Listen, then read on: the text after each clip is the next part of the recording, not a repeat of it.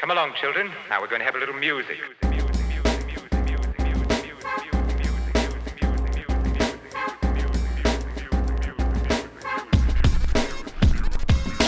This ain't funny, so don't you dare laugh. With the 4/5 divide you in half. You getting at me equals a blood bath. You do the math, take you out the equation. This ain't funny, so don't you dare laugh. With the 4/5 divide you in half. You getting at me equals a blood bath. Only one can remain. It's either me or you. Nothing much, man. Well, it's actually it's a lot going on with me, but I've been still working on pushing that Indiegogo campaign, and we still going. You know what I'm saying? I'm. It's just me being too much of a perfectionist with the video. So, a whole launch is coming tomorrow, though. So that's what's happening.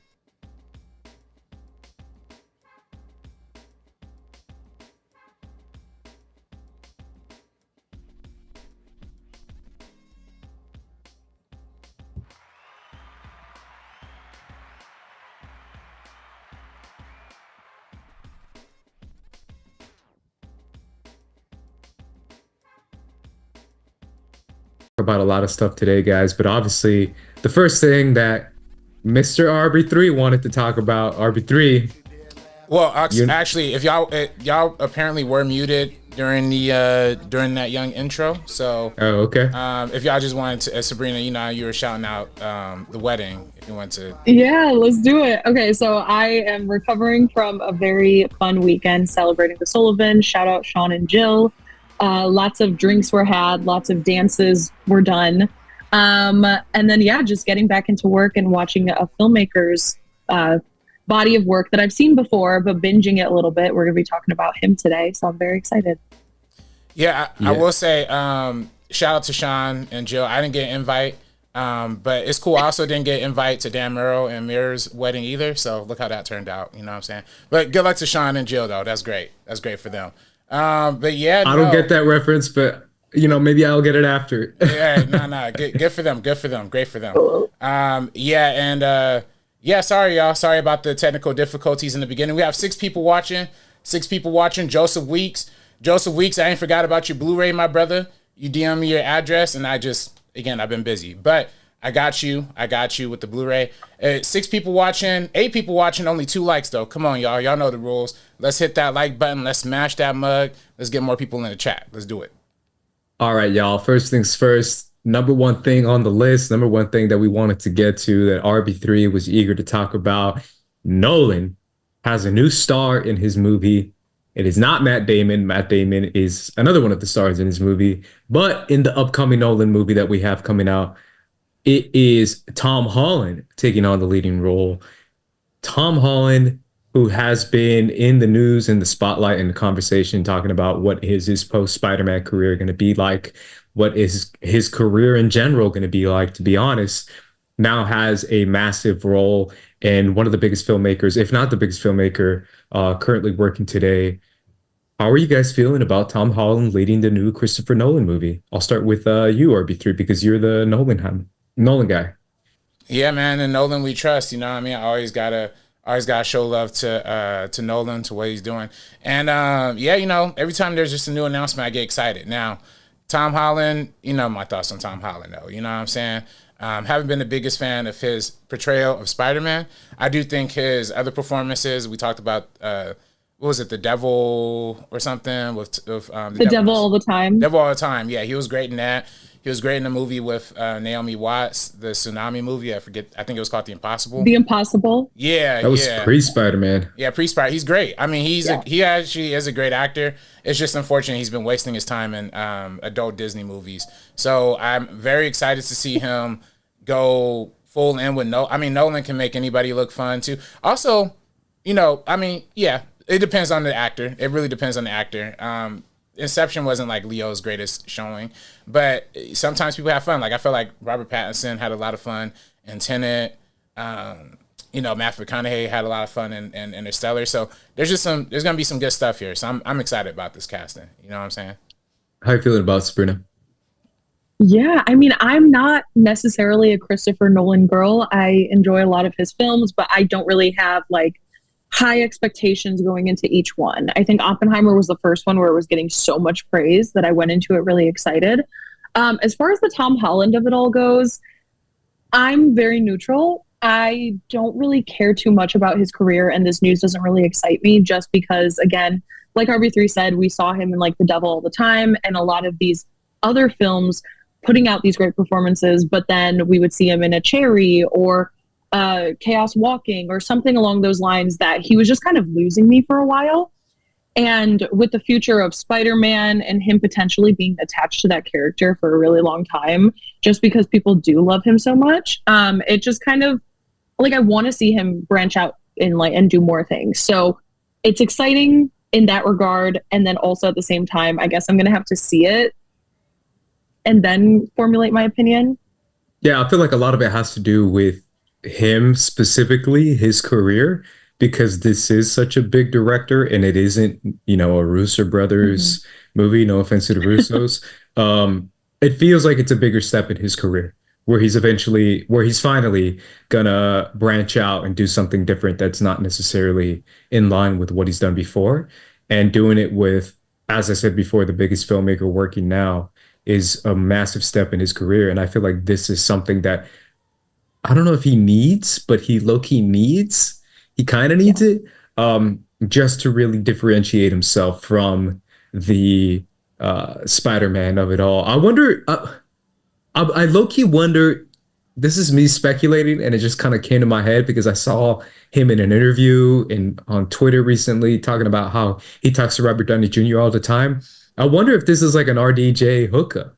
Like if somehow he hooked it up, because apparently they talk on the daily. Like apparently they're like best friends. Oh, wow. And he was talking to him about his career. That's what he said on a podcast. And then he's like, yeah, I talk to RDJ about my career all the time and, what to do and how to overcome and how to rise up over this massive role that we're both known for, Iron Man and Spider-Man. And I low-key feel like this could come from him. Like, I don't know. What do you guys think 100%. About that? The fact that it could come from like a hookup. Yeah, I feel that. I mean... Sorry, you go ahead. No. Oh, no, you go ahead. No, I mean, I was going to say, yeah, I definitely feel that. I mean, also, Nolan's a big movie nerd, so he just he said, Nolan is set to, like, watch everything. Like, he'll even watch the Transformers movies and stuff, you know what I'm saying? So, he might just genuinely find Tom Holland, entertaining, but that would be cool, though. Yeah, I was actually going to say something similar because Devin Bostic, who's in Diary of a Wimpy Kid, is in Oppenheimer as well. And then when someone pointed that out to him, he actually was like, yeah, like Diary of a Wimpy Kid, Roderick rules. Like he was literally talking about like the sequel's title. So he very clearly even watched something like that. So I think he just kind of finds inspiration in so many other projects and so many other filmmakers. And so that's cool. But I could definitely see a world where Robert Downey Jr. is kind of like, hey, like you guys should work together in this way. And we know that Robert Downey Jr. has gone through the highest of highs and the lowest of lows in his career. And I feel like, if he kind of has Tom Holland under his wing, maybe he wants to prevent something like that from happening. I know his highs came from his superhero movies, but I feel like Tom Holland's highs are actually, or his lows are kind of coming off of his work in superhero films. Yeah. And I know we're going to be talking about a bunch more today. And I just cannot believe Robert Downey Jr. is coming back to the MCU, but it is what it is. Yeah, I feel like there's a lot there, but one of the biggest things that we're hearing about this movie RB3 is the setting. Apparently, this is just a rumor right now, but apparently this is a 1920s vampire horror film. Yeah, that's the big rumor right now, and I think someone's upset, bro. I saw someone post this on Twitter, but there's a certain filmmaker called Ryan Coogler that also has a 1920s vampire movie coming out. Talk to me about, what do you think about this setting if it is real? And do you feel like this would match up with what Nolan should do next? Well, yeah, I want to talk about the setting in a second, but I just also, before we leave the MCU part of it all, I do just want to note, this movie is filming like the Nolan movie is supposed to be filming early 2025. Avengers 5 is supposed to be filming in spring 2025, and Spider-Man 4 is supposed to be filming summer 2025. So, Tom Holland, I don't know how it's all really going to work out. I know Nolan sometimes shoots movies over a long period of time, but also Oppenheimer was shot over like 60 something days, like a pretty short amount of time too. But I don't know. But at the same time, though, what breaks first? You know, does Nolan like make him not show up to Avengers? Does Disney be like, nah, you have to do this? Or is Avengers 5 just going to be what we all think it is like every actor on the green screen, like not even on set at the same time? You know what I'm saying? Like, yeah, Avengers 5 is not even in the picture, man. I mean, I don't think it's even gonna. I don't know. I just don't think Avengers 5 is gonna be that time consuming for Tom Holland, to be honest. That's just my opinion. I don't know. I mean, we'll see. We'll see. I know just like contractually they have to shoot Spider-Man 4 like summer of next year. Spider-Man 4 is different, but Avengers, I just don't. If anything, it'll be a cameo with Tom in it. I just doubt he's going to have a massive role in that movie, or just even a significant role in that movie, to be honest. But then what would the draw be, in your opinion, for that Avengers film? Because I feel like he's kind of the Robert one Downey that's Jr.? carrying. Well, that, but Reed also Richards? like an existing character. Okay. I guess it would be Reed. But like an existing character already like going into this film. Because Reed, obviously, it's Pedro. Like, it's probably going to be really great. People are probably going to love this character. But I just feel like we're at such a halt with everything MCU right now. So yeah, I don't know. Mm-hmm. I'm with you. I feel like there's not really someone right now who's like. I mean, I guess Thor. Thor is the biggest draw right now. No, probably Deadpool. Probably Deadpool as well. See, I just don't see Deadpool. I don't know, but everyone thinks Deadpool is going to be. I don't know. I just don't see Deadpool being a big part of it either. Deadpool, Spider-Man, I just see them in two different categories from what I don't see them as like the leader, the Iron Man of the Avengers or something like that, like leading the Avengers. Like, again, maybe a cameo, maybe he shows up and says some funny lines, but definitely not the meat of the story, definitely not the heart of the story for sure. I think maybe a Doctor Strange. I feel like that might be the next best bet, but that's kind of it. I don't know. Yeah, I can see Doctor Strange. I can see that. I do think Sabrina is right though. Like, there isn't really a bigger star in the Avengers movies than Spider-Man right now, at least. Like, you know. Yeah. So I mean, I could definitely see Doctor Strange doing the heavy lifting, but I also do see them wanting to use Tom Holland. Like, the fact that, you know, they have to like do all these complex like contract negotiations for even having Spider-Man in the movie. I just don't think. I think the smallest kind of role we'll get is kind of like what we saw in like Civil War. Like, he showed up for a couple scenes and then he did the big action scene and then he dipped off that. I think that's the bare minimum we're going to see. Like, I think a cameo is a little, you know, I think it's going to be more than a cameo, but I don't know if it's going to be a full like supporting role. You know what I'm saying? But I don't know. Yeah, who knows? The setting, RB3, talk to me about what do you think of the 1920s horror vampire movie? Yeah, I mean, if you tell me a Christopher Nolan movie is set in the 1920s, I'm all there. You know what I'm saying? I think that's just dope because, like, we've seen The Prestige, we've seen all these other movies, Prestige, you know, Oppenheimer, all period pieces that are all super fly, that are dope. The vampire thing definitely, the 1920s vampire thing definitely questions me a little bit, which is, you know, it's like, I don't even know, like, if he wrote this movie a long time ago, or maybe he just wrote the movie. But yeah, putting it, you know, having the Ryan Coogler and this one like coming out so right back to each other is a little bit suspect, for sure. You know, I don't know. I genuinely don't know. I mean, I would love to see Nolan spin on that take. I do feel like it would be a little repetitive to see two, you know, those kind of movies back to back. But then again, you know, we had like, you know, we haven't exactly not seen that kind of thing happen before too, like with Volcano and Dante's Inferno, you know, things like that.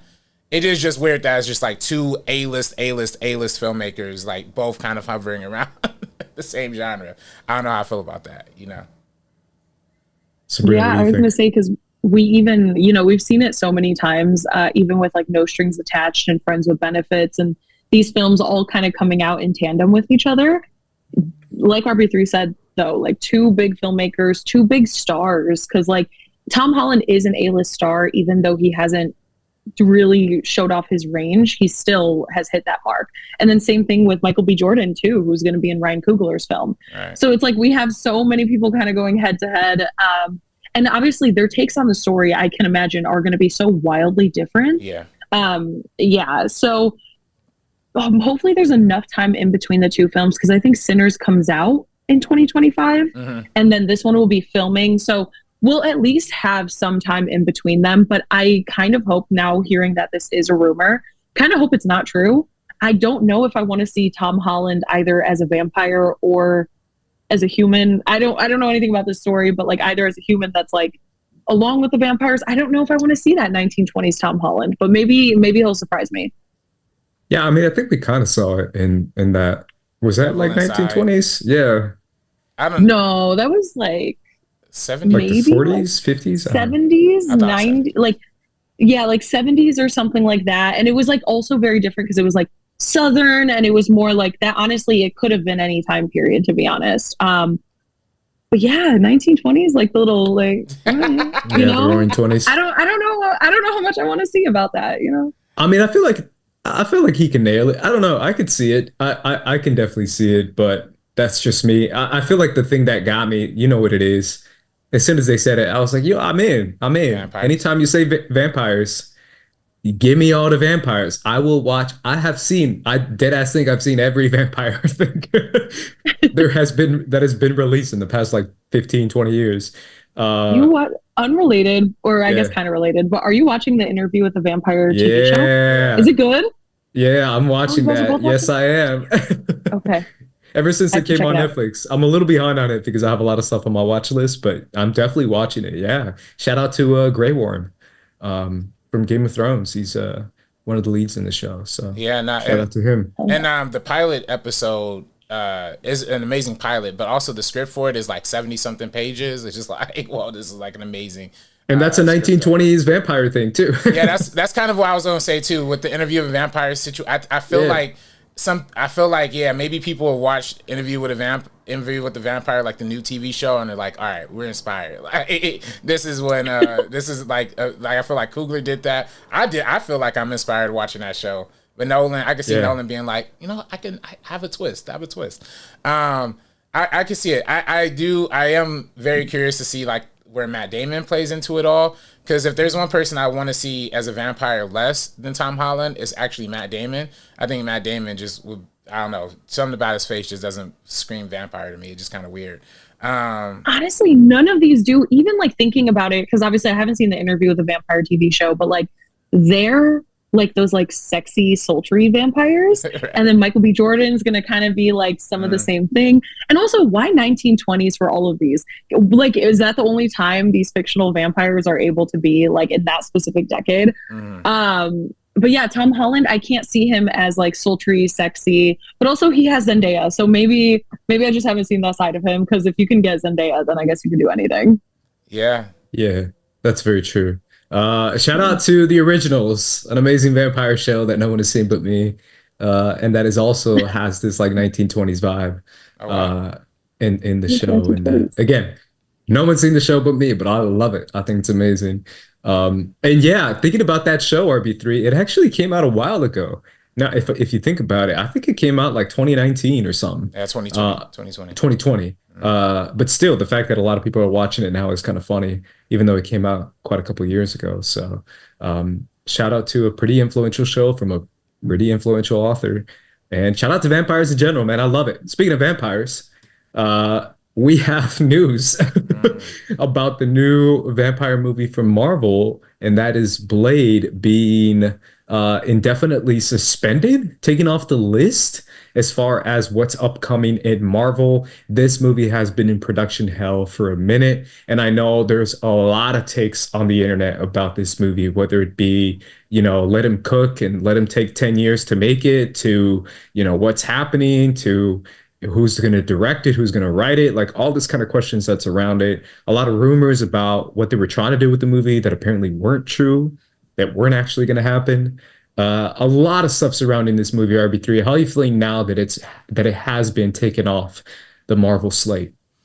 To be honest, it's not surprising. You know what I'm saying? I feel like it was kind of always, you know, like, you know, we always knew something was a little fishy with this production. The fact that they ran through like 2 directors, 6 writers, you know, they said they met with like Jordan Peele, like Marvel. I'm guessing maybe it was about Blade, or it could have been about something else, but just the guess is about Blade maybe.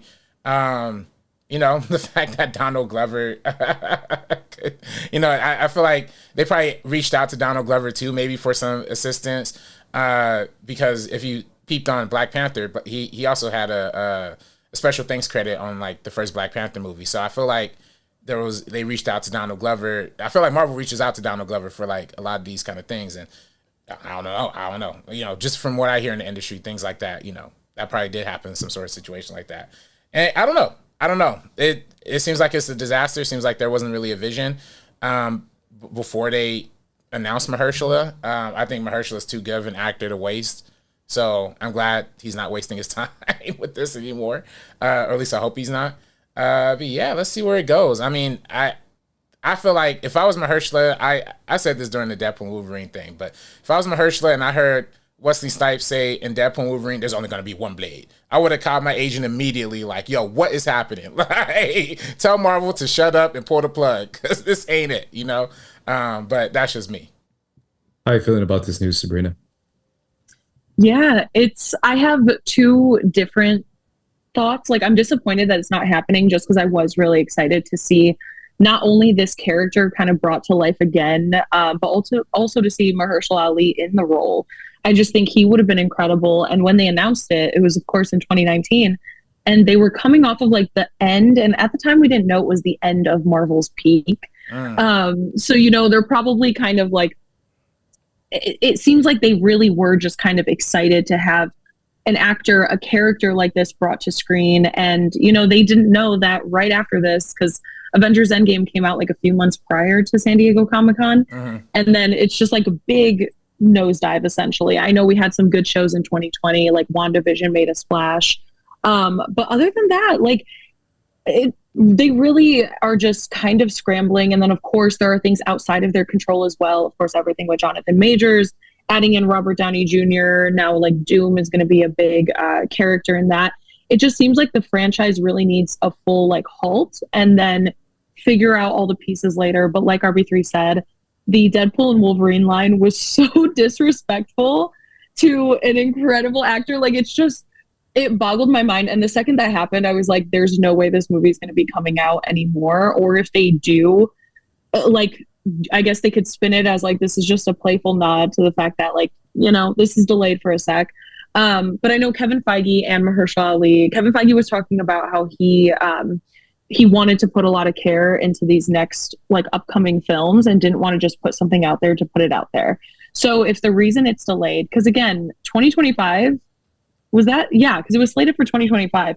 They probably don't even have a script. Like, they would have had to rush to get this thing made. So it makes sense that it's not slated for 2025 anymore. The delayed indefinitely has me thinking, like, are they actually serious about this? And it might come out in something like 2026. Or are we never going to see this film again? Which I'm going towards the latter a little bit on that one, unfortunately. See, I have a lot of thoughts. I think you can say that if it wasn't announced this long ago. You could be like, you know, they're working on it, they're taking your time. It's been a minute. The one thing I will say to that, though, is like pandemic and then 2 strikes. Or actually a ton of strikes in between then. So that's the only thing that I could say to give them a little bit of credit why it's taken so long. But in between that, there's been a lot of movies released and a lot of trash released, to be honest. So the whole, like, we're making it as quality as possible. I'm just like, really? Because a lot of stuff y'all put out has been trash and seemingly rushed, like very rushed. If anything, if that is the case, which, you know, maybe it is, it probably is from Mahershala Ali's end. I doubt it's from Kevin Feige's end. I think he would be the one to be like, yo, let's take our time. Let's make it good. And I think Kevin Feige would be the one like, yo, let's put it out and let's make money. Because that's what his style is. And to be fair, too, I keep going back to the way this movie was announced. It was announced at San Diego Comic-Con. And I remember Kevin Feige's speech on it when he said it. He said, I met with an actor, Mahershala Ali, and he literally just asked him. He said, I asked him, what role would you want to do? And he just told me Blade. And I just said, let's do it. So it's like one of those things where it's like there's no plan. He's just like, I have an actor. He wants to play Blade. He's one of the best working actors right now. So it'll work out. It'll just work out in the end because he's such an amazing actor. and the reality of the fact as far as making a movie, trying to make it connect to other things. Because if you guys remember, he showed up, his voice showed up in Eternals, Yeah. and it was teasing the dark Avengers or whatever the hell they were trying to do, which I don't even know if they're still trying to do that with Jon Snow, with Kit Harington, playing the Dark Knight or whatever the hell he's called, and making it like this unit of like magic users and like people who kill vampires and demons and stuff. And that was the last, if you guys have kept up with the Blade news at all, that was the last thing that was said, right? Was that he was leading this kind of Dark Avengers unit as far as like including, Kit Harington's character and including a couple other characters as far as like killing demons and vampires and anything dark in the Marvel universe. So it feels like that's what they were heading. But then it also feels like they're maybe backtracking from that because they were like, oh, Blade wants his own movie. He doesn't want anyone else taking his shine, anyone else kind of taking his role because he doesn't want to be the mentor figure. He wants to be the lead and just him. What do you guys feel about that as far as like if this movie is going to be like some sort of build up to a Dark Avengers unit or like a dark, or like MCU a Midnight unit? Suns, like a Midnight Suns, that's what it's called. Mm-hmm. Midnight Suns, or should it be like, let's just focus on our lead, who's Blade, and he's taking down vampires? Yeah, sorry, you guys. No, Sabrina, you go. You go. I was going to say, because, I mean, everything that happened, even like Eternals, I feel like we're never going to see them again. They might pop up in other movies, but we're never going to see any of their stories fleshed out the way that we saw it in that one. So it's like Eternals, shout out to everyone involved, so many incredible people, but it's like low-key cursed in every which way. Their own story, Blade, all of the above, everything just seems to be so scrapped. And I think the only correct way to go with this character, because again, we were just talking about, we don't have stars in the MCU right now leading their own films. We just kind of have this mishmash of all these different characters hanging out with each other, seeing each other, and then crossing over to a different film and then to the next. I think what they needed to do was almost what they did from the start, which is have these origin stories again, build up these characters, make them count, make them have stakes, like have us as an audience member, like be attached to them and care about whether they live or die. All the Eternals characters, I completely forgot Barry Keoghan's in that film. I forgot they have Harry Styles in the post-credit scene as Thanos' brother. There's just so much I forget about the last few years of the MCU because it feels like they just never laid the groundwork or the foundation to really build upon and make those good stories. So what I would have liked to see would have been a Blade origin story. I know they kind of wanted to set him up as like almost like a Nick Fury again, like we're talking about for the Midnight Suns. And I would have been cool with that. Have that come out over a span of a few films, over a span of like not rushing where we're getting 4 superhero films every single year from the MCU. Take your time, have us be attached to it. Don't oversaturate everything like you kind of did before. And that's why everything imploded. And then I think it could have worked out. They just needed the right story. They needed the right filmmakers to tell that. And it seems like, again, like Kevin Feige is just kind of scrambling in every which way. What do you think, RB3? Yeah. I mean, it's really like, I don't know if y'all been watching that show, The Franchise, on HBO. I haven't yet. Yeah, it's very, very much like spoofing the whole like Kevin Feige Marvel situation. And I feel like a lot of it is kind of like almost like too true, because it is like, they just assemble a movie. They're like, oh, this is gonna test right with like the right demos, like this, you know what I'm saying? And then they just, I don't know. I also feel like there's been, and I kind of hate to like go into this side of the conversation, but I feel like there has been a big like cultural shift from the past and over the past like 4 or 5 years, where it felt like 2015 to like 2020, everybody was like, diversity, black-led stuff, brown-led stuff.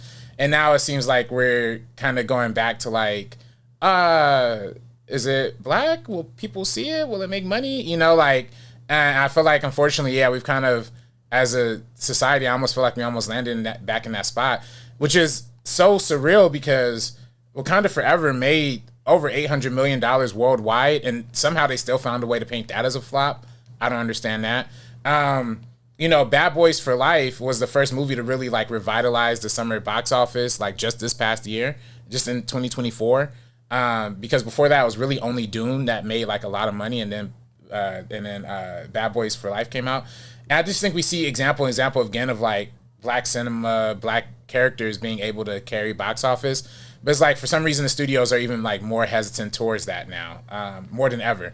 And I feel like I don't know what's going on, but and obviously, of course, like you said, Sabrina, a lot has changed. With especially with Marvel. I think also the biggest thing is Chadwick Boseman dying too. You know what I'm saying? So not the biggest thing, but I feel like they were definitely priming T'Challa to be like the next anchor of the MCU. You see that in Endgame when he was the first one to come out of the circle.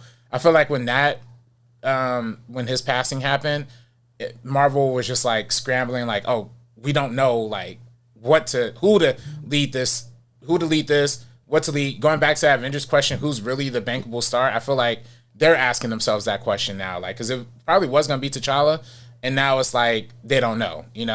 I wish they would take a chance on Mahershala as Blade. I know Blade's not necessarily the movie to like or the character to like lead the Avengers or like lead the MCU, but people will go out to see a Blade movie. Like, there's so much nostalgia for Blade. We saw that with Deadpool and Wolverine. I feel like that just showed people like, yo, people still love and care about Blade.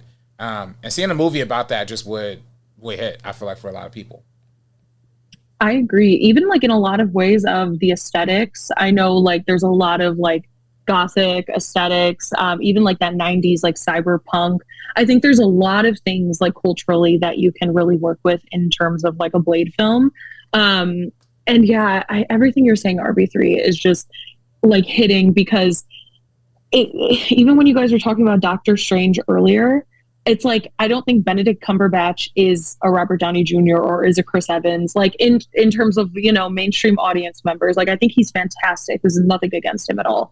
And I also don't think Doctor Strange is a character that is like any of theirs either. So it would have been cool to see all these different types of new characters, because even like Florence Pugh, like we talked about, incredible actress, literally one of the best in her class, and she was just a side character in a Black Widow film, and now she's going to be a supporting character in all these team ups. And so we don't see these backstories. We're not getting this like foundation, this kind of like rich character development, because when we're already meeting these people, we're only spending like so much time with them. We don't have like an opportunity to really like understand their depth and then have a place to go with their arc throughout this franchise. So I think that's really where they're struggling with, along with, of course, Chadwick Boseman, Jonathan Majors, like all these other changes that have to be made. And then everything you said about, I guess, culturally, is so real, because even like looking at Wicked, and even the director John M. Chu, he came out with In the Heights a few years ago, and people blamed, people were like, oh, nobody wants to see this kind of story brought to screen, but really it's like its release was kind of botched, and then it was put on streaming right away. Like there's so many reasons as to why something like that doesn't make money. And then like John M. Chu, made a ton of money with Crazy Rich Asians, and that was a huge success, both critically, commercially, all of the above. And then obviously he has Wicked now, and Cynthia Erivo. I know that that's been a hot discussion, a lot of discourse on Twitter about everything that's been happening there. And there's a lot of validity to what she is saying, because there's just like straight up racism right now, like being tossed her way on Twitter, like not even having to do with this poster at all. And she's having to deal with it because it's like, it's her. And for mainstream audiences, she might be like someone they're seeing for the first time if they haven't seen, stuff like Bad Times at the El Royale, like Harriet, all these other films. And then she's next to Ariana Grande, who was like Times Person of the Year in like 2018 or 2019 or whatever.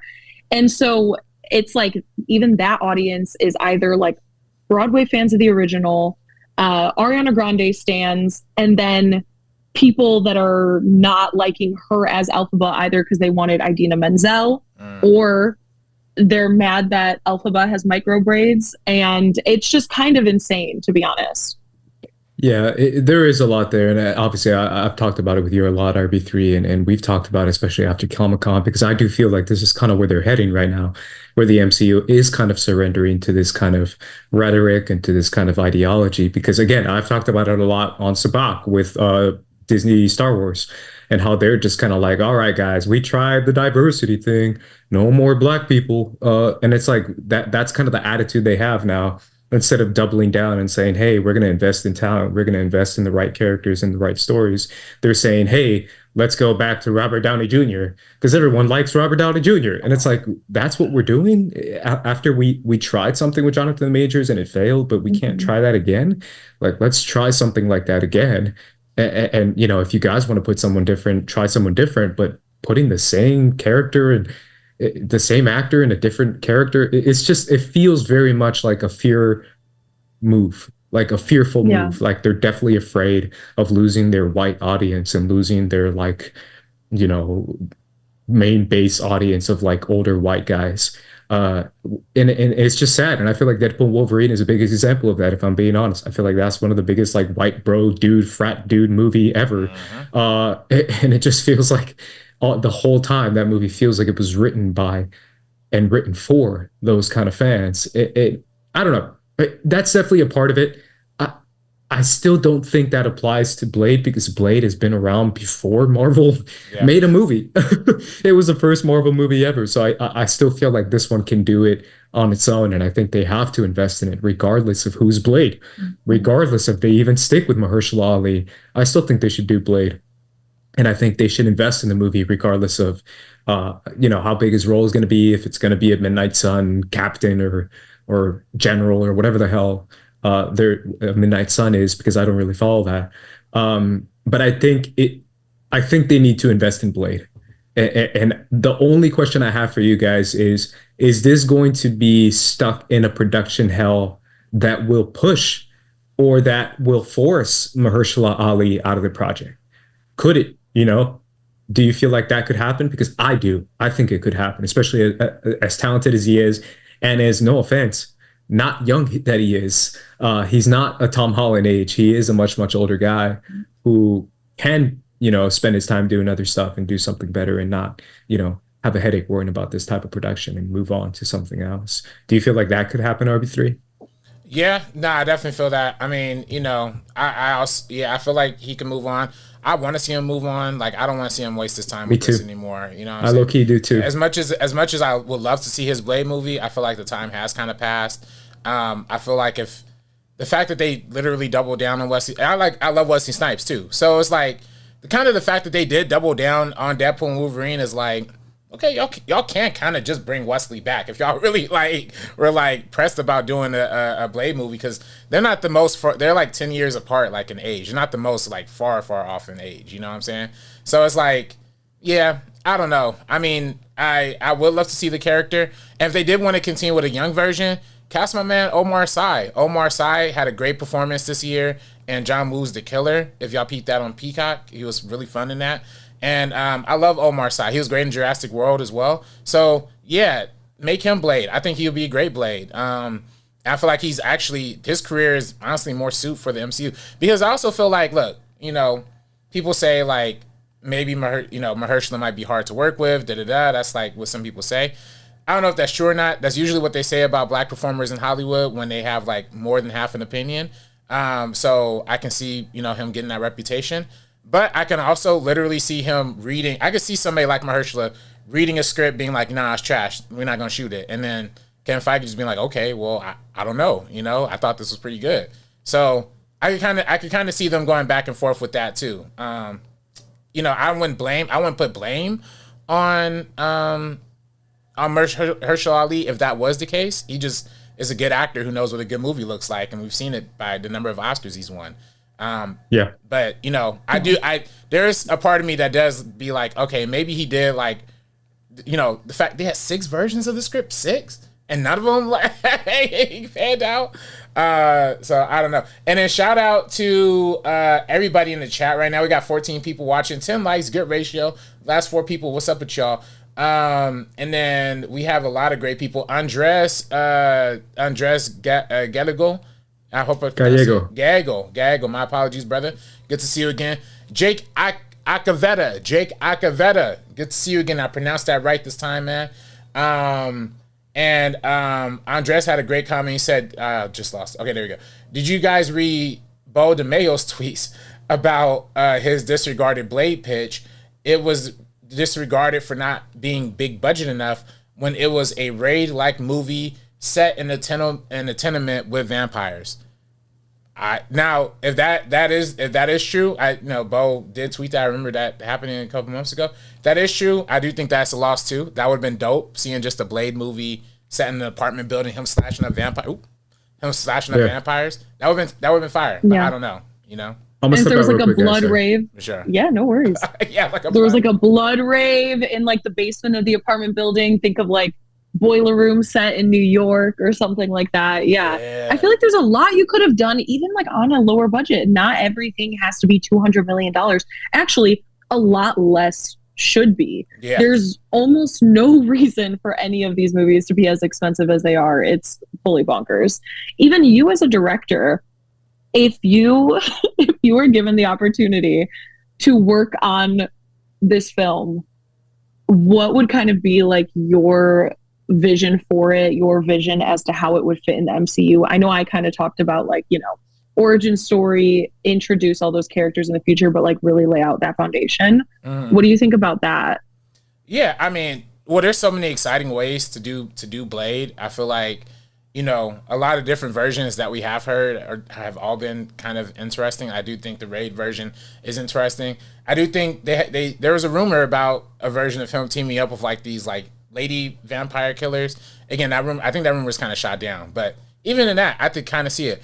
I personally just, it's tricky because like I would love to see them go like full, social analogy with it, like fully lean into him being like, a black vampire and like a world full of pale-faced,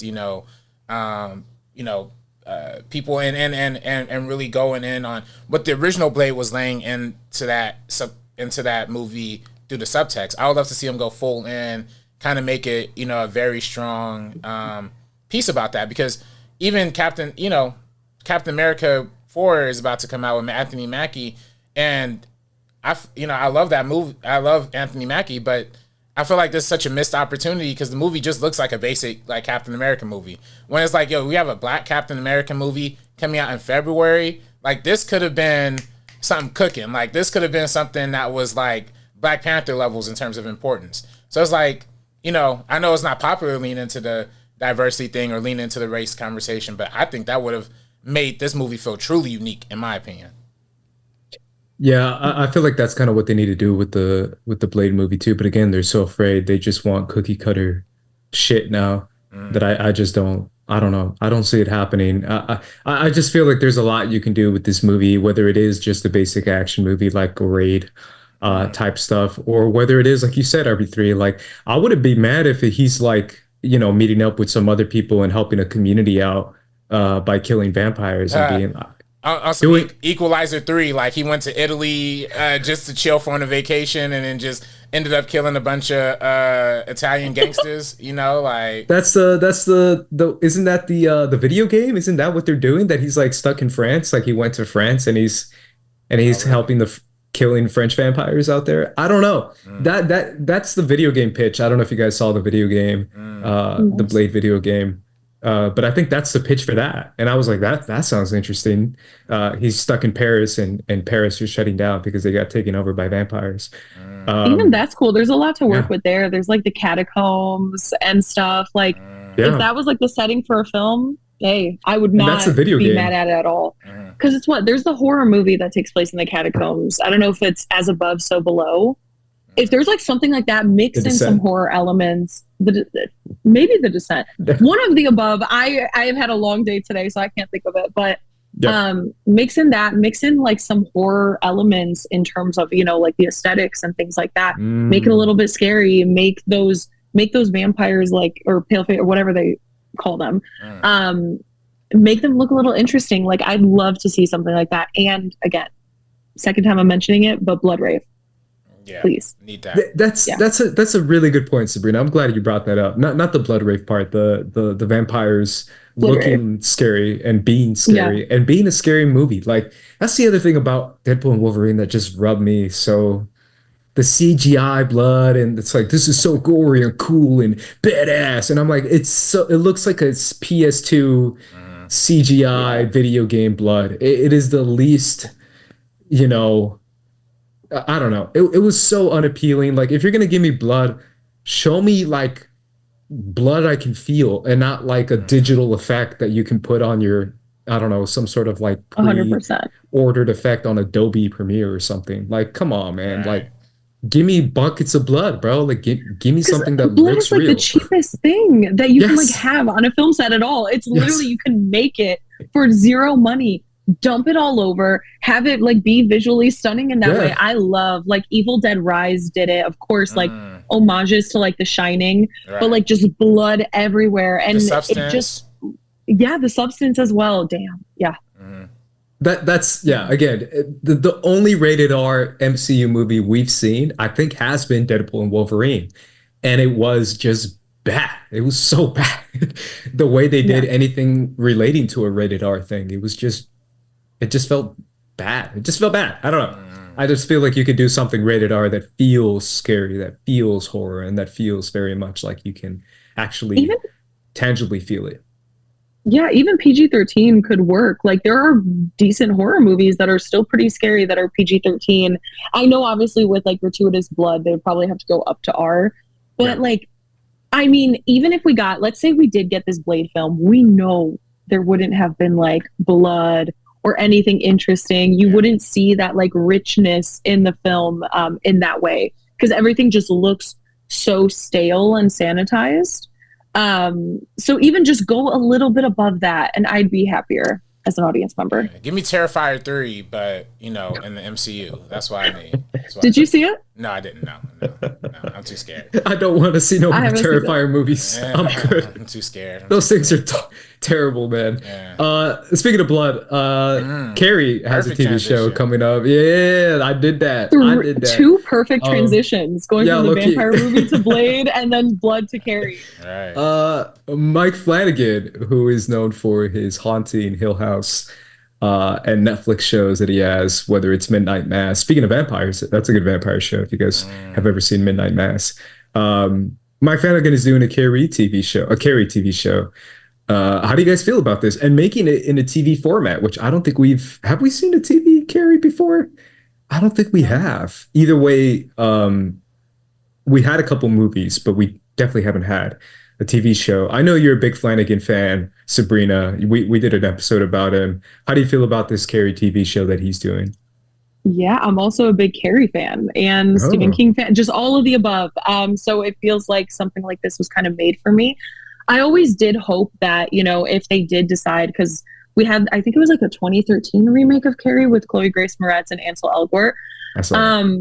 I was hoping that if we did see this story brought to life on screen again, I wanted there to be kind of like women working on it. I just feel like a lot of the themes are very particular to women, but seeing Mike Flanagan's name, if I'm going to see a man's name, I'm happy it's Mike Flanagan. I feel like the way he deals with, you know, humanity, human condition, grief, just processing a lot of, you know, mental health struggles and all of this. Like there's so much depth to everything that he does. And he gives equal weight to every character, man, woman, whatever. Speaking of the Terrifier movies, we don't really get that over there, but maybe I guess in this third one it's better.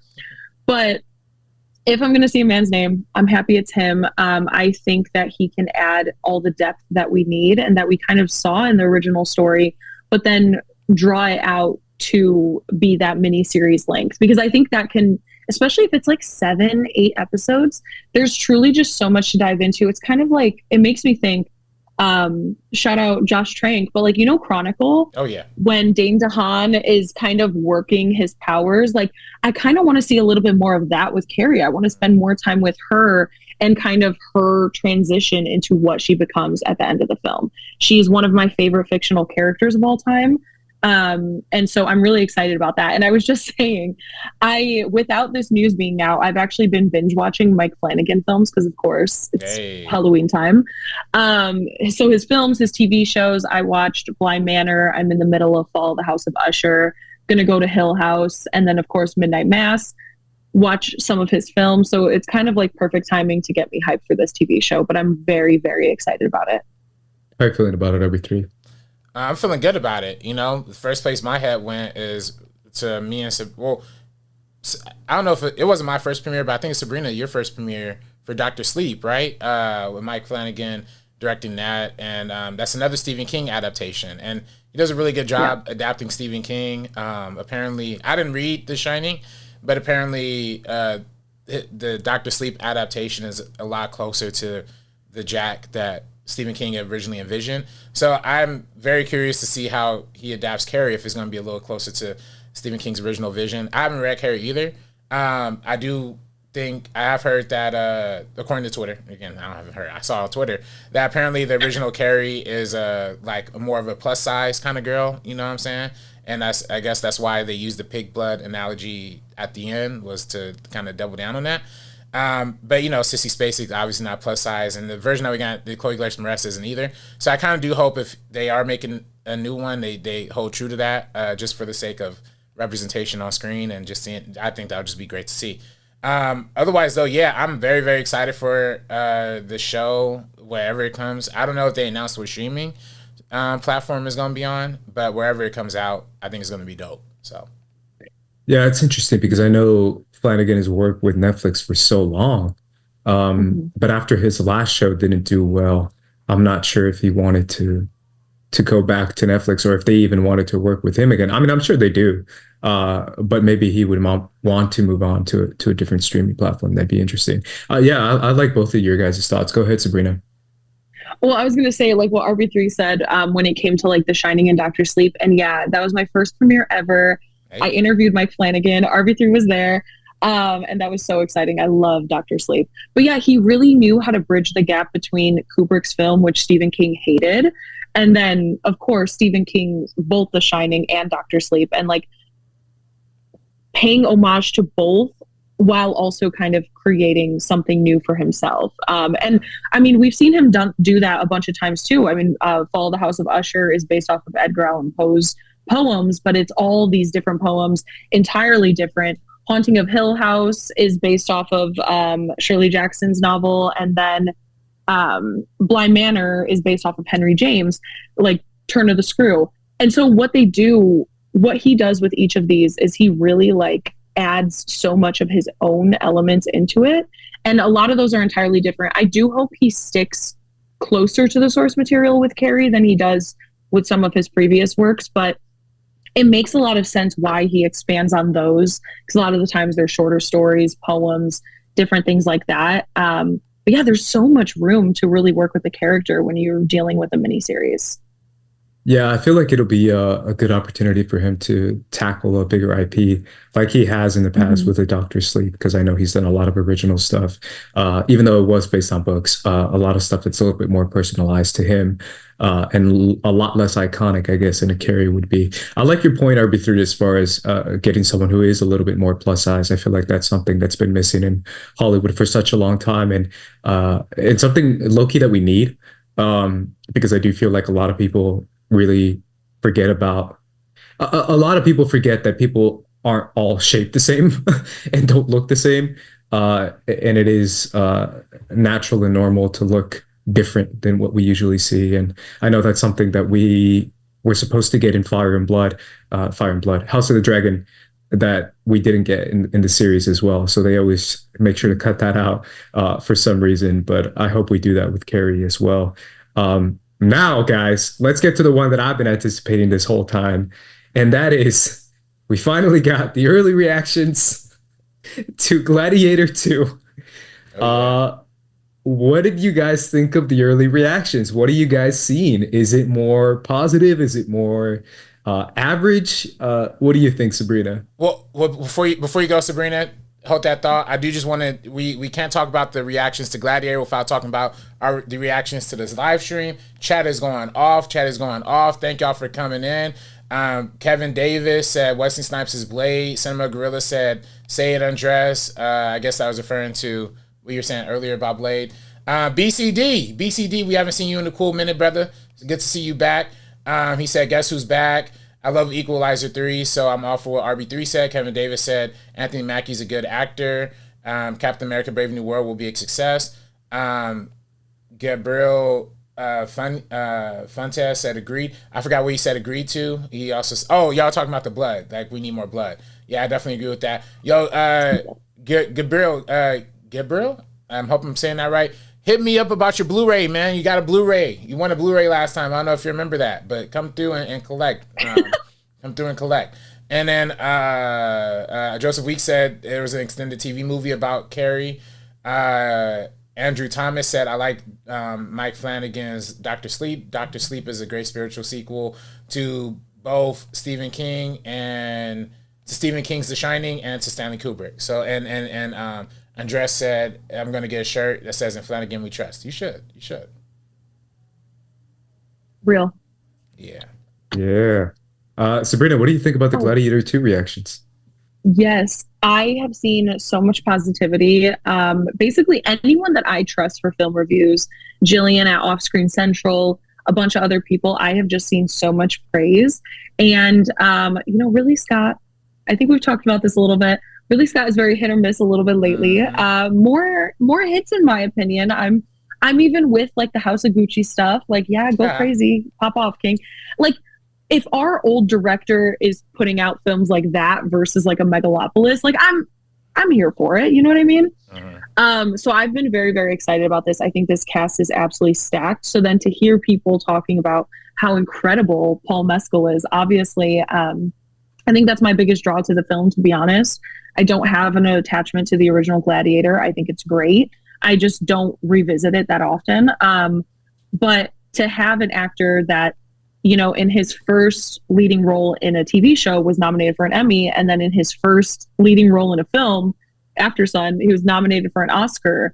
And we've kind of seen him be that like sad boy in every single role. I know he's great and I know he has so much range, but to see him do something completely different with this one gets me super hyped. So with everybody singing his praises, that's kind of what's been standing out to me.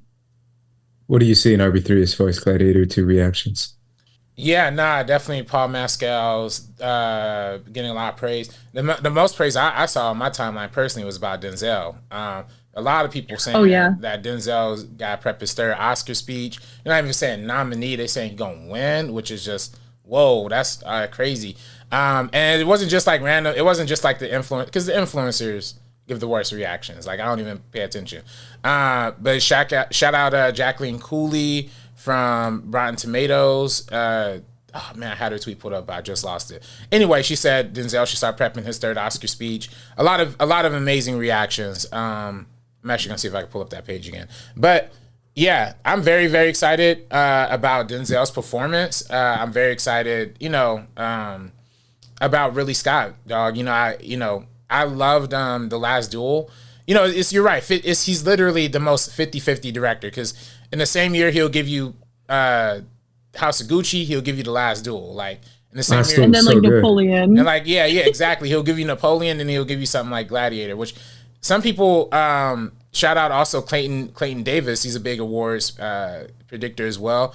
He said, see this movie in the Best Picture conversation. You know what I'm saying? So I'm very, very excited. I'm very, very excited for what Scott has to offer directorially and, cinematically, but also just what Denzel brings. There have been some, there was a couple that were a little mixed. Shout out Andrew Salazar from Discussing I saw Andrew's tweet. Yeah, he said it was a little bit more uneven, but still praising Denzel's performance. So yeah, we gotta see how it plays out.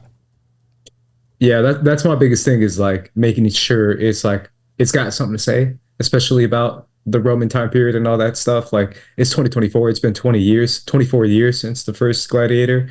I hope, Ridley Scott brings a little bit something with that. And he usually does, even if it's something like, what's that movie called? Last Duel, or even Alien Covenant. He has a lot to say in that movie. But I feel like he always tries to say something in his movies, even if it's subtle or in your face. I'm not sure how it's going to be done, but I hope it's a little bit more than just spectacle. Even though I want the spectacle, to be honest, I'm excited for just spectacle too, because everyone's saying the action is crazy. If you guys have seen The Last Duel, yo, that last fight scene was crazy. Yeah. Crazy. Because that's my thing about, again, I keep going back to this. I'm using this to take down Deadpool Wolverine again. But that's the thing. You can actually feel the weight of the armor and feel the weight of the punches versus like some floaty, CGI BS. Every punch in that fight, every single strike in there, you felt like, oh my God, someone's head is going to fly off. And I don't know if it's going to be Adam Driver or Matt Damon. I have no clue. And that was really exciting. That was cool.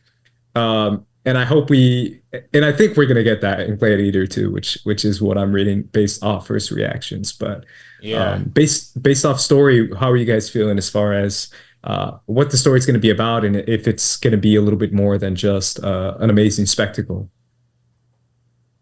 Yeah, honestly, I have a lot of the times when I go into a film, I don't like to look anything up. Yeah. As much as possible, I avoid trailers. I literally show up to like any AMC movie 25 to 30 minutes late. So that way I'm walking in when Nicole Kidman is coming onto the screen. So I did watch the trailer for this at CinemaCon, but I have not seen it since. And so that was back in April. And honestly, I was just so mesmerized by the cinematography. Again, Paul, Denzel's little earring, Denzel's gorgeous smile. And I wasn't even paying attention to what they were kind of really setting up in the film. So I don't know too much, so I will defer to you guys on this one. RB3, how are you feeling about this story, man? I'm excited about the story. I did pull up some reactions I could just read off now, so I feel more comfortable. Yeah. Shout out that dude Dylan Griffin. Shout out Griffin Schliller. I know that's Dorian's homie. Yeah. I only met him a couple times, but he seemed cool. Ridley Scott returns to the Coliseum to prove to the world that he still got it. I'm absolutely buzzing after Gladiator II, an epic Shakespearean tale of hope, futility, and power within a crumbling system. What a picture! So, Shakespearean, those are big claims. You know what I'm saying? I hope it lives up to that. Drew Taylor from The Rap said, "Rest easy, Romans. Gladiator II is the type of large-scale filmmaking excellence only Ridley Scott could quarrel. Everything about it works. Bold, muscular filmmaking from a legendary talent." So Scott, that was great. Scott Mann said it's the real deal. And yeah, a lot of people saying the story's great. Again, we do have some people saying it is a little bit uneven. Shout out Will Mavity from Next Best Picture. Gladiator 2 lacks the focus and emotional punch of the original. So, some people saying it's here, some people saying it's there. But then again, going back to Clayton Davis from Variety, Ridley Scott's best directorial effort since Black Hawk Down. That's 2002. So, wow. So there's a lot of big words there, a lot of big praise for it. I'm still excited for it. I'm super. I was already excited for it, but now I'm super, super excited for it. But we'll see how it plays out. All right, let's do at least one more story. And since we guys are Bong Joon-ho fans, let's talk about Bong Joon-ho confirming that that he has final cut of his movie, which is a very important thing for you guys and obviously for me as well. How are you guys feeling about Mickey 17 now that we know Bong Joon-ho is 100% behind it? I was already hyped for it before, but this is the respect that he deserves. I think that was the biggest thing I was focused on because of how, Warner Brothers, again, we have talked about this. Andres, you've talked about it a lot. They're like, oh, we're like the director's studio. And then it's like, okay, well then have faith in your filmmakers, have faith in your directors. And so I'm very glad to hear that in this sense they did, because I think they'd be crazy to have an Oscar-winning filmmaker, somebody whose career has just been filled with just such consistent, his whole filmography is so consistent in quality. Everything is either great or just absolutely fantastic. So yeah, it would be such a shame if they didn't let him have final cut. So I'm happy to hear that he does. And I couldn't be more excited for this one. I love Bong Joon-ho, love Robert Pattinson and his little accents. And I'm happy to see a bunch of him. RB3, how are you feeling about it? Yeah, I feel great. I mean, there's, again, this was kind of my biggest fear. Like you said, Sabrina, was Warner Brothers going to step in and kind of, disrespect the movie? I know it's a big budget, 150 million. The fact that's coming out in January, we all kind of raised our 150 eyebrows. million. $150 million budget. And in January too. And in January. So we'll see how it goes. God. Right. Jesus. I still don't like it. We'll see how this goes. I mean, I'm hoping this isn't. I'm hoping this is just a surprise, a January surprise. That's gonna. I believe in Bong Joon-ho. You know what I'm saying? I think it will be. Yeah, I genuinely think it will be, and I genuinely think the cast and this combination is like too good to be true. He confirmed the final cut in an interview he had with Empire. His exact quote was, "With Okja and now with Mickey 17, I've been giving Final Cut as part of my deal. The studio respected my Final Cut rights. Of course, during the editing process, there were many opinions and many discussions that happened, but this film is my cut and I'm very happy about it. It was a long process, but it was always smooth and respectful." So, hey, look, maybe WB isn't as bad as we thought, but this is honestly still my most anticipated movie of 2025, even though it's coming out in the very first month. You don't even have to wait for it. I don't have to wait for this. Funny, my number one is this. My number two is Sinners, and they're both in the first couple months of the year. So I'm interesting. Oh yeah. I feel like they're still kind of disrespectful with this release date. No, maybe they let them cook, but then they were like, "Yo, we're gonna serve breakfast at like 4 a.m. when no one's here, so we'll let you cook in the kitchen." But then we're gonna serve a meal to like 2 people who come in the restaurant. It was ice cold. Yeah, bro. I don't know. I still think that date is just not it. It's just not it. You can't do that to Bong Joon-ho. Only other thing that you had up here, RB3. I know you mentioned John Turturro. I think that's fine. It's whatever. Yeah. Hans Zimmer not being allowed to have the Dune 2 score accepted into the Oscars. How do you guys feel about that? I'm not mad at it because I want challengers to get it. Oh, I want challengers to But I still win. feel like they're already there. Like, you know what? Sorry, Hans Zimmer. I adore you. You are fantastic. You are so incredibly talented. You're never going to see this anyway, so It doesn't matter. But challengers deserves the win, and I don't want anything standing in their way. So, who did challengers? You don't even want competition. Damn. Atticus Ross and Trent Reznor. Yeah, it's the same. Right. Trent Reznor. Yeah. Those guys always cook. They always cook. They always cook. Yeah. I love their Soul score, and I think they won for Soul, right? They won for Soul. They won for The Social Network. And, if they win again for this year, that'd be crazy. They're also going to do the new Tron movie. They're going to kill that. Oh yeah. Yeah. Oh my God. They'll kill that for sure. RB3, how you feeling about Hans Zimmer being shut out? It is a little confusing to me. I mean, I get that they say you can only have a certain amount of the score that's like adapted from the original score. I don't know if I'm tripping, but I feel like we heard a lot of new music in this one that we didn't hear in the first movie. I could be wrong though. Again, I don't know music. I don't study music. Maybe it's like the same notes, just played different. I don't know. But I would have liked to have seen that score. Not that to me is probably my favorite score so far this year. Again, Challengers, I didn't even think about it, but that score really did stand out. Now that you mention it, like that score really did stand out immensely. A lot of that movie was scored. I'm going to say, I'm telling you guys, put on the Challenger score, go for a walk. You will feel like you're on top of the world. Like that was my Brat summer, was like that Brat album. And then this also just going back and forth between the two. It reminds me of like Ludwig's first Creed score. When he did the Creed movies, where it's very like intense with drums and stuff, and it's got like 808s in there. Obviously, Trent Reznor and Atticus didn't really have 808s, but it feels like you're just like being pushed. It's like, and you're just like, yeah, let's go play some tennis and hit on Zendaya. But it definitely has that kind of intensity in there. But it also has a lot of stylistic draw to it, if that makes sense, especially with the camera moves that Luca was doing. So shout out to them for sure. I agree with you, RB3. I did like the score a lot for Hans Zimmer in Dune 2, and I think it did have a lot of new music. I think the biggest theme in the movie was new, and it plays a lot in the movie that I don't even know why they wouldn't allow it to be included because of that theme. And then I think it's called A Quiet Between Storms, or The Quiet Before the Storm, and that's the love theme. It was Zendaya, yeah. With Zendaya and Timothy Chalamet, Chani and Paul. It plays when they first kiss, and that score, that theme plays after they kiss. It plays throughout the rest of the film anytime they kind of look at each other. And at the end, yeah, it plays a lot in the movie. I've seen the movie quite a few times, and it definitely plays over that a lot. So I personally feel like he should be nominated just for that theme. I don't even know why he wasn't. So it is a little weird. I definitely don't know enough about creating scores and making original music. Same. I do know that Hans likes to use a lot of the same artist. And maybe that's why the Oscars feel like, yo, this is just like the first score. Which I think he won. Did he win for the first score? No, he didn't win. He was definitely nominated for sure. He was nominated. Yeah. I forgot who won, but it wasn't him.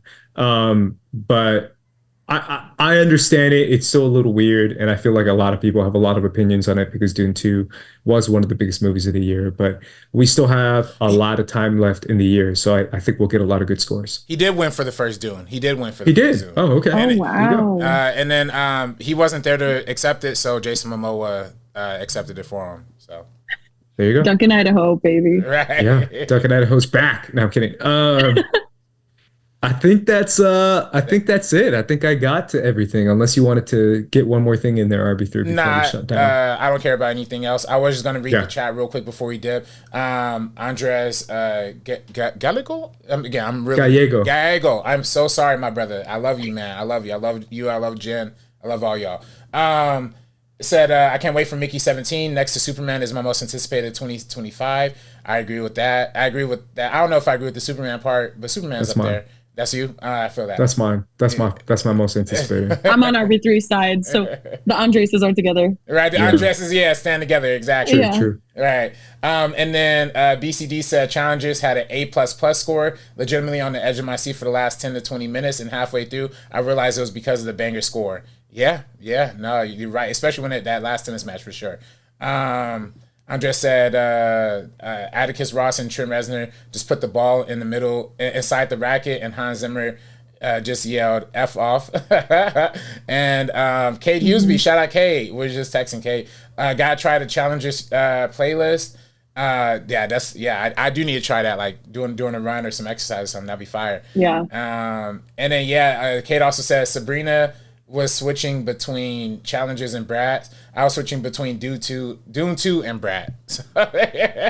Yo, what a combo. I feel like that would knock me off my ass if I was going between Charlie XCX being like, should we do a little kiss? Should we do a little line? And then like,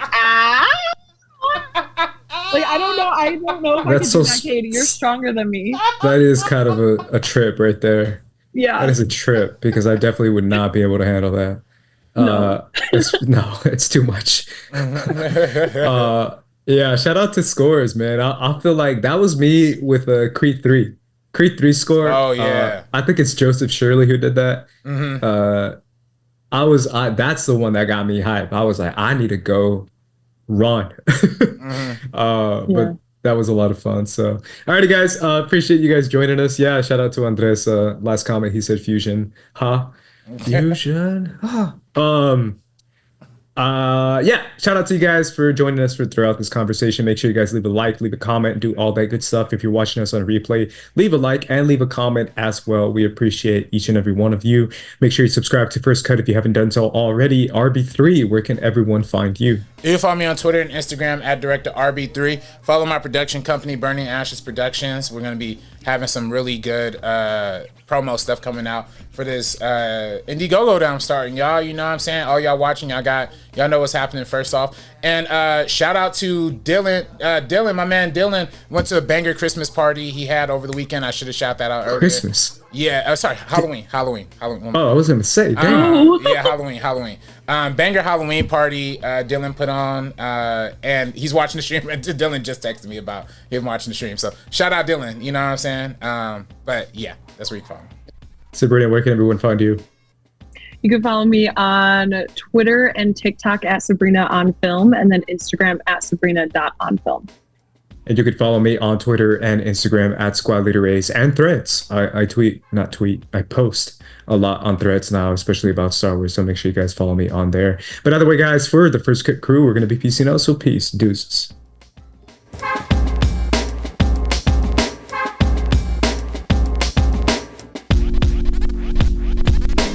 This ain't funny, so don't you dare laugh. With the 4/5 divide you in half. You getting at me equals a bloodbath. You do the math, take you out the equation. This ain't funny, so don't you dare laugh. With the 4/5